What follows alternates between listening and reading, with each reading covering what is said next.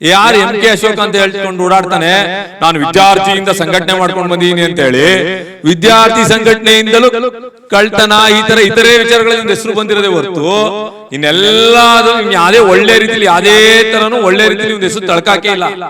ಇದೇ ರೀತಿ ಇವನೊಬ್ಬ ರೌಡಿ ಶೀಟ್ರು, ಇವನೊಬ್ಬ ಇಲ್ಲ ಇವನು ಕಾಸು ಕೇಳಕ್ ಹೋದವನಿಗೆ ಕಾರ್ ಹಚ್ಚಕ್ ಹೋಗಿ ಕನ್ವಿಕ್ಷನ್ ಆಗಿರೋ ಕನ್ವಿಕ್ಟೆಡ್ ಇವನು CM ಬಂದಾಗ, ಡೆಪ್ಯೂಟಿ CM ಬಂದಾಗ ಒಂದು ಸೇವಾದಳದ ಅಧ್ಯಕ್ಷ ಏನೋ ಮಾಡಿದ್ದಾರೆ. ಟೋಪಿ ಹಾಕ್ಬಿಟ್ಟು ಇವನೇನ್ ಮಾಡ್ತಾನೆ, ನಾನು CM ಹತ್ರ ಚೆನ್ನಾಗಿದ್ದೀನಿ, DCM ಹತ್ರ ಚೆನ್ನಾಗಿದ್ದೀನಿ, ನಾನು ಬಹಳ ಗಣ್ಯ ವ್ಯಕ್ತಿ ಅಂತ ಹೇಳ್ತಾನೆ. ಗಣ್ಯ ವ್ಯಕ್ತಿಗೆ ಕನ್ವಿಕ್ಷನ್ ಹಾಕಿ ಬೇಲಲ್ಲಿ ಓಡಾಡ್ತಿರೋನು. ಇಷ್ಟು ದಿವಸ ಏನ್ ಮಾಡ್ತಿದ್ದಂಗೆ ಅವನು 4-5 ವರ್ಷದಿಂದ ಡೈರೆಕ್ಟರ್ ಆಗಿದ್ದಾನಲ್ವಾ, ಯಾವ್ದಾರ ವಿರೋಧ ವ್ಯಕ್ತಪಡಿಸ್ಯಾನ ರೆಸಲ್ಯೂಷನ್ ಬುಕ್ ಅಲ್ಲಿ. ಯಾವ್ದೇ ತರ ವಿರೋಧಗಳನ್ನು ಮಾಡೋದಿಲ್ಲ. ಅವ್ನಿಗೆ ಯಾವ್ದಾರ ಕಿಕ್ ಬ್ಯಾಕ್ ಸಿಕ್ಕಿಲ್ಲ ಅಂತಂದಾಗ ಇದೇ ತರ ಯಾವ್ದೋ ಲೋಕಲ್ ಚಾನಲ್ಗಳನ್ನ ಇಟ್ಕೊಳ್ಳೋದು, ಅಲ್ಲಿ ಹೋಗೋದು, ಅವ್ರಗಳಿಗೆ ಏನಾರು ಇದ್ ಮಾಡೋದು, ಸುಳ್ಳು ಅಟ್ಲೀಸ್ಟ್ ಒಂದು ದಾಖಲಾತಿ ಇರ್ಬೇಕು. ಈಗ ಅಧ್ಯಕ್ಷ ಫೋರ್ಜರಿ ಮಾಡಿದ್ರೆ ಒಂದು ದಾಖಲಾತಿ ಇರ್ಬೇಕಲ್ವಾ. ಸ್ವರೂಪ ನಿನ್ ಫೋರ್ಜರಿ ಮಾಡಿದಾನೆ, ನೀನ್ ಪ್ರೂವ್ ಮಾಡ್ಬೇಕು. ಇದೇ ತಿರ್ಗಾ ಕೂತ್ಕೊಳ್ಳ ಆ FSL ಬಾ, ನೀನು ಬಾ, ನಾನು FSL ಗೆ ಬರೀತೇನೆ. ಒಂದು ಏಜೆನ್ಸಿ ಇರ್ತದೆ, ಆ ಏಜೆನ್ಸಿ ನಾನು ಬರೀತೀನಿ, ನೀನು ಬರೀ. ಏಜೆನ್ಸಿ ಪ್ರೂವ್ ಆಗ್ಲಿ ಸ್ವರೂಪ ನಿನ್ ಸಿಗ್ನೇಚರ್ ಮಾಡಿದಾನೆ ಅಂತ, ನಾನು ರಾಜೀನಾಮೆ ಕೊಡ್ತೀನಿ, ರಾಜಕೀಯದಿಂದ ನಿವೃತ್ತಿ ತಗೋತೀನಿ. ನೀ ಏನ್ ಮಾಡ್ತೀಯ ಹೇಳಿ. ಸ್ವರೂಪ ಫೋರ್ಜರಿ ಮಾಡಿದಾನೆ ಅಂತ ಸ್ಟೇಷನ್ ಹೇಳಿದಾರ, ದಾಖಲು ಮಾಡಿದ್ದಾರೆ. ನನಗೂ ನಿನ್ನೆ ಗೊತ್ತಾಗಿದೆ ದಾಖಲು ಮಾಡಿದ್ದಾರೆ, ಆರೋಪ ಬಂದಿದೆ. ಅದಲ್ಲಿ ಯಾವ್ದಾದ್ರು ಒಂದು ರಿಪೋರ್ಟ್ ಬೇಕಲ್ವಾ, ಇಲ್ಲ ಯಾವ್ದಾದ್ರು ಒಂದು ಏಜೆನ್ಸಿ ಹೇಳ್ಬೇಕಲ್ವಾ, ನಕ್ಲು ಇಂಥವ್ರು ನಕ್ಲು ಮಾಡಿದ್ದಾರೆ, ಸೈನ್ಸ್ ನಕ್ಲಾಗಿದೆ ಅಂತೇಳಿ ಅದೊಂದು. ಆಮೇಲೆ ಡಾಕ್ಯುಮೆಂಟ್ಸ್ ನಕ್ಲು ಹೇಳ್ತಾನೆ. ಈಗ ಮೊದ್ಲಾಗಿದ್ರೆ ಡಾಕ್ಯುಮೆಂಟ್ಸ್ ಡೈರೆಕ್ಟ್ ಬ್ಯಾಂಕ್ ಬರ್ತಿತ್ತು ಏನೋ, ಇವಾಗ ಈ ಖಾತಾ ಆಗ್ಲೇಬೇಕು. ಈ ಖಾತಾ ಆಗಿಲ್ಲ ನಾವ್ ಯಾವ್ದೇ ತರ ಡಾಕ್ಯುಮೆಂಟ್ಸ್ ರಿಜಿಸ್ಟ್ರೇಷನ್ ಆಗೋದಿಲ್ಲ. ಅಧ್ಯಕ್ಷನ್ಗೂ ಇವ್ ನಕ್ಲು ಸಿಗ್ನೇಚರ್ಗೂ ಏನು ಈ ಲೋನ್ ಅಕ್ರಮ ಆಗೋಗಿದೆ. ಕಸ್ಟಮರ್ ಲೋನ್ ತಗೊಂಡಿದ್ದಾರೆ, ಕಸ್ಟಮರ್ ಅಕೌಂಟ್ಗೆ ಲೋನ್ ಅಮೌಂಟ್ ಹೋಗಿದೆ. ಆ ಲೋನ್ ಅಮೌಂಟ್ ಏನಾದ್ರು ಲೋನ್ ಸ್ಯಾಂಕ್ಷನ್ ಆದ್ಮೇಲೆ ಅಧ್ಯಕ್ಷನ ಅಕೌಂಟ್ಗೋ, ಉಪಾಧ್ಯಕ್ಷನ ಅಕೌಂಟ್ಗೋ, ಇಲ್ಲ ಇತರೆ ಡೈರೆಕ್ಟರ್ಗಳಿಗೆ ಬಂದ್ರೆ ಇವನ್ ಏನ್ ಹೇಳ್ತಾ ಇದ್ದಾನೆ, ಅದು ಕಣಪ್ಪ ತನಿಖೆ ಆಗ್ಬೇಕಂತ ಹೇಳ್ಬೋದು. ಯಾರ ಅಕೌಂಟ್ಗೆ ಹೋಗಿಲ್ಲ, ಸುಮ್ಮನೆ ಇಲ್ಲ ಸಲ್ಲದ ಆರೋಪಗಳನ್ನ ಮಾಡ್ತಾ ಇದ್ದಾನೆ. ನಕ್ಲು ಡಾಕ್ಯುಮೆಂಟ್ಸ್ ಕೊಡು. ಇದ್ರಲ್ಲಿ ನಾನೇನ್ ತಲೆ ಕೆಡ್ಸ್ಕೊಳ್ಳೋದು ಏನಿಲ್ಲ. FIR ಆದ್ರೂ ನಾನು ಕುಗ್ಗೋಗೋದಿಲ್ಲ. ಆಮೇಲೆ ನನಗೂ ಅದಕ್ಕೂ ಸಂಬಂಧ ಇಲ್ಲ. ನಾನು ಅಧ್ಯಕ್ಷ ಇದ್ದೀನಿ ಒಂದೇ ಒಂದು ಕಾರಣಕ್ಕಾಗಿ ಇವರು ಆರೋಪಗಳನ್ನ ಮಾಡ್ತಾರೆ ಅಂತಂದ್ರೆ ನಾನು ಅದನ್ನ ತಗೊಳ್ತೀನಿ, ಅದನ್ನ ಫೈಟ್ ಮಾಡ್ತೀನಿ, ಕಾನೂನು ಹೋರಾಟನೂ ಮಾಡ್ತೀನಿ, ಬೇರೆ ದಾರಿಯಲ್ಲೂ ಹೋರಾಟಗಳನ್ನ ಮಾಡ್ತೀನಿ. FIR ದಾಖಲಾಗಿದೆ ಅಂತ ನನಗೂ ನೆನೆ ಕೇಳ್ಪಟ್ಟಿದ್ದೀನಿ. ಈಗ ಅವ್ಯವಹಾರ ಆಗಿದೆ ಅಂತ ಹೇಳಿದ್ರೆ ಅದಕ್ಕೆ ದಾಖಲಾತಿಗಳಿರ್ಬೇಕು. ಅವ್ಯವಹಾರ ಆಗಿದೆ ಅಂತಂದ್ರೆ ಇಲ್ಲ ನನ್ನ ಅಕೌಂಟ್ಗಾರೋ ಅಮೌಂಟ್ ಬಂದಿರಬೇಕು, ಇಲ್ಲ ನನ್ನ ಅಕೌಂಟ್ಗೆ ಅಮೌಂಟ್ ಬಂದಿರಬೇಕು, ಇಲ್ಲ ನನ್ನ ಯಾರು ಎಷ್ಟು ಹೇಳ್ತಾರೆ ನನ್ನ ಜೊತೆ ಇರೋ ಅಕೌಂಟ್ಗಾರೋ ಅಮೌಂಟ್ ಬಂದಿರಬೇಕು. ಈಗ ಲೋನ್ ಸ್ಯಾಂಕ್ಷನ್ ಮಾಡೋದಕ್ಕೆ ನಮಗೆ ಕೋರಮ್ ಸಾಕು. 7 ಜನದ ಬೋರ್ಡ್ ಮೀಟಿಂಗ್ ಕರೆದ್ರೆ ನಾವು 7 ಜನ ಕೋರಮ್ ಸಾಕು. ಅದ್ರಲ್ಲಿ 12 ಜನ ಸಿಗ್ನೇಚರ್ ಹಾಕಿದ್ದಾರೆ. ಇವನ್ ಸಿಗ್ನೇಚರ್ ಹೊರತುಪಡಿಸಿ ಇವನ್ ಸಿಗ್ನೇಚರ್ ಫೋರ್ಜರಿ ಆಗಿದೆ ಅಂತ ಹೇಳ್ತಾನೆ. ಇವನ್ ಸಿಗ್ನೇಚರ್ ಯಾರ ಹತ್ರ ಮಾಡಿದ್ರು ಕೂಡ ಒಂದು ರೆಸಲ್ಯೂಷನ್ ಬುಕ್ ಅಂತ ಇರ್ತದೆ, ಆ ರೆಸಲ್ಯೂಷನ್ ಬುಕ್ ಅಲ್ಲಿ ಮಾಡುವಂತದ್ದು. ಆ ರೆಸಲ್ಯೂಷನ್ ಬುಕ್ ಕಸ್ಟೋಡಿಯನ್ ಬಂದು CAO ಇರ್ತಾರೆ, ಸೆಕ್ರೆಟರಿ ಇರ್ತಾರೆ. ಆ ರೆಸಲ್ಯೂಷನ್ ಬುಕ್ಗೂ ಅಧ್ಯಕ್ಷನಿಗೂ ಏನ್ ಸಂಬಂಧ, ಇಲ್ಲ ಬೇರೆ ಡೈರೆಕ್ಟರ್ಗಳಿಗೂ ಆ ರೆಸಲ್ಯೂಷನ್ ಬುಕ್ ಏನ್ ಸಂಬಂಧ, ಇಲ್ಲ ಇವನ್ ಸಿಗ್ನೇಚರ್ ಮಾಡಿದಾರೆ ಅನ್ನೋದಕ್ಕೆ ಇಲ್ಲ FSL ಯಾವ್ದೋ ಒಂದು ರಿಪೋರ್ಟ್ ಇರ್ಬೇಕು, ಏಜೆನ್ಸಿಯಿಂದ ಯಾವ್ದೋ ಒಂದು ರಿಪೋರ್ಟ್ ಇರಬೇಕು, ಇವನ್ ಸಿಗ್ನೇಚರ್ ನಕಲಾಗಿದೆ, ಇಲ್ಲ ಯಾವ್ದಾದ್ರು ಒಂದು ಏಜೆನ್ಸಿ ಹೇಳಿರ್ಬೇಕು ಇವನಿಗೆ ಇಂಥ ಸಿಗ್ನೇಚರ್ ಇವರೇ ಮಾಡಿದ್ದಾರೆ ಅಂತ ಹೇಳಿ. ಇವನೇನು ಹೇಳ್ತಾನೆ, 4 ಜನ ಸೇರ್ಕೊಂಡು ಏನೋ ಮಾಡ್ಬಿಟ್ಟಿದ್ದಾರೆ, ಹಂಗೆ ಮಾಡಿದ್ದಾರೆ, ಅವ್ಯವಹಾರ ಮಾಡಿದ್ದಾರೆ. ಅವ್ಯವಹಾರ ಮಾಡಿದ್ರೆ ಈ ಬ್ಯಾಂಕಲ್ಲಿ ಅವ್ಯವಹಾರ ಆಗಿದೆ ಅಂತ ಹೇಳ್ತಾರಲ್ಲ ಅಶೋಕ್ ಅವರು, MK ಅಶೋಕ್ ಯಾರಿದೇನು ಫ್ರಾಡ್ ಇದ್ದಾನೆ ಇವನು. ಇವನ ಮೇಲೆ ಕನ್ವಿಕ್ಷನ್ ಆಗಿದೆ, ಇವನ ಮೇಲೆ ಅದೇ ಲಷ್ಕರ್ ಸ್ಟೇಷನ್ಲಿ ಕನ್ವಿಕ್ಷನ್ ಆಗಿದೆ. ಇವನ್ ಬಗ್ಗೆ ಬೇರೆ ಬ್ರೀಫ್ ಮಾಡ್ತೀನಿ. ಆಮೇಲೆ ಇವನು ಏನು ಹೇಳ್ತಾ ಇದ್ದಾನೆ, ಅವ್ಯವಹಾರ ಆಗಿದೆ ಅಂತೇಳಿ 90 ಲಕ್ಷ ಅಂತ ಹೇಳ್ತಾನೆ.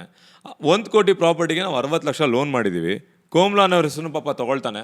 ನಾವು ಕಸ್ಟಮರ್ ಹೆಸರುಗಳನ್ನ ತೊಗೊಳ್ಬಾರ್ದು, ಆದರೂ ಕೂಡ ಕೋಮ್ಲಾ ಅವ್ರ ಹೆಸರನ್ನ ತೊಗೊಳ್ತಾನೆ ಅವನು.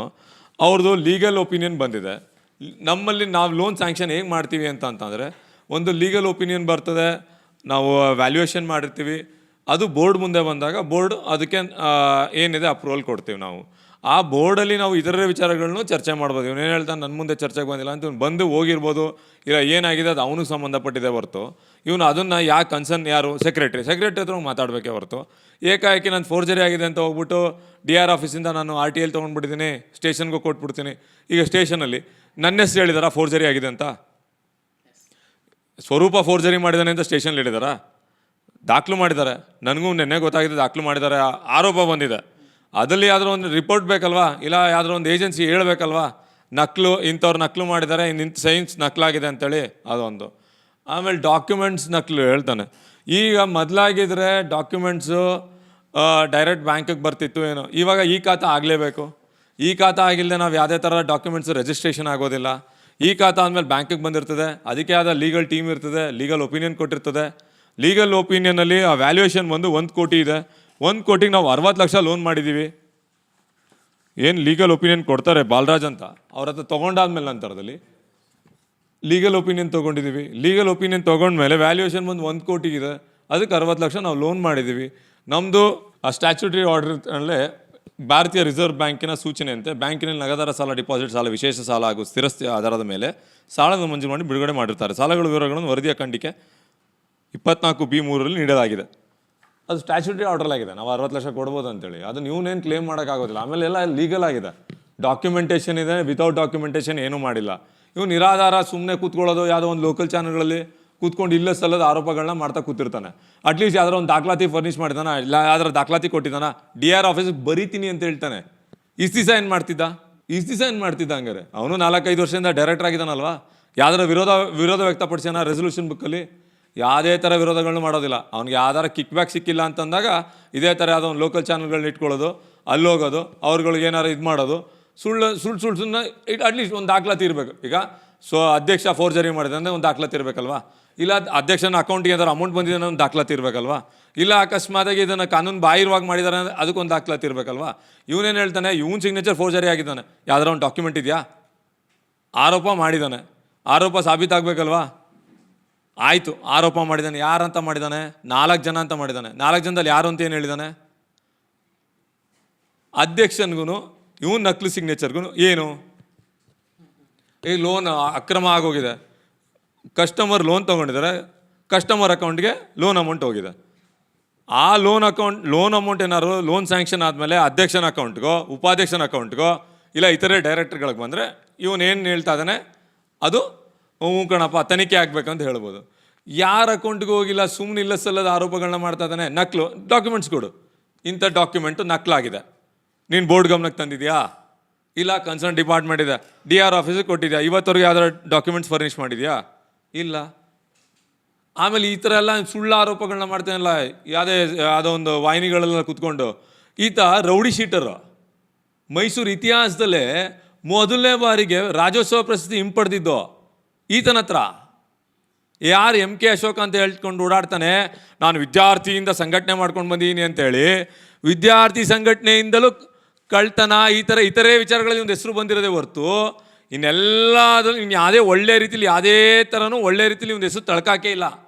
ಇದೇ ರೀತಿ ಇವನೊಬ್ಬ ರೌಡಿ ಶೀಟ್ರು, ಇವನೊಬ್ಬ ಇಲ್ಲ ಇವನು ಕಾಸು ಕೇಳೋಕೆ ಹೋದವನಿಗೆ ಕಾರ್ ಹಚ್ಚೋಕ್ಕೋಗಿ ಕನ್ವಿಕ್ಷನ್ ಆಗಿರೋ ಕನ್ವಿಕ್ಟೆಡ್ ಇವನು CM ಬಂದಾಗ, ಡೆಪ್ಯೂಟಿ CM ಬಂದಾಗ ಒಂದು ಸೇವಾದಳದ ಅಧ್ಯಕ್ಷ ಏನೋ ಮಾಡಿದ್ದಾರೆ.